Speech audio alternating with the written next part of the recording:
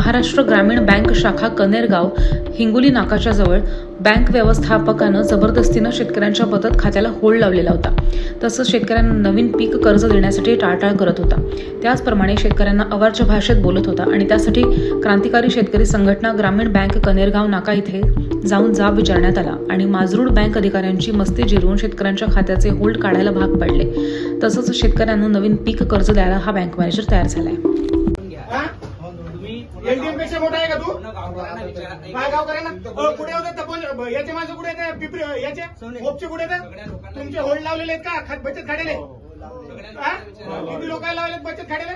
कशासाठी लावले? काय विचारायचं काय विचारायचं कोणालाच बोललो नाही. काय बोललो नाही आजपर्यंत कोणाला काय म्हणलंय?